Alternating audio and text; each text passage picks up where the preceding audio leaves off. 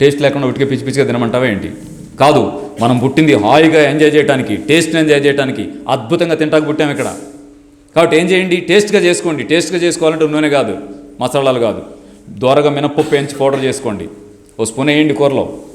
నువ్వులు వేయించి పౌడర్ చేయండి, ఓ స్పూన్ వేయండి కూరలో. వేరుశనగ గింజలు, పల్లీలు వేయించి పౌడర్ చేయండి, ఓ స్పూన్ వేయండి కూరలో. మంచి శనగపప్పు వేయించి పౌడర్ చేయండి, దాన్ని ఓ స్పూన్ వేయండి కూరలో. అద్భుతమైన టేస్ట్ వస్తుంది. ఇంకా కూర దింపేటప్పుడు కొబ్బరి తురుము కొంచెం కలిపేయండి, కావలసినంత టేస్ట్ వస్తుంది. ఆహా కుదరట్లా, అప్పుడు ఇంకో పని చేయండి, నిమ్మకాయ ముక్కలు కోసి పక్కన పెట్టుకోండి, కలుపుకునేటప్పుడు నిమ్మకాయ రసం పిండుకోండి, భలే టేస్ట్ వస్తుంది. హోటల్లో తింటలా అంత టేస్ట్ ఇంట్లో వస్తే వద్దా ఏంటి రోజు? అట్లాగే ఉల్లిపాయ ముక్కలు కట్ చేయండి, అవి కూడా కొరకండి. ఆ ఘాట్లో ఆ ఉప్పు సరిగా వేసామా, నూనె సరిగా వేసామా, మసాలాలు సరిగా వేసామా ఎవరికి ఏం అర్థం కాదు. శుభ్రంగా టేస్ట్గా తినేస్తారు అంతా. అట్లా చేసి హాయిగా రుచికరంగా వండుకొని తినేయండి.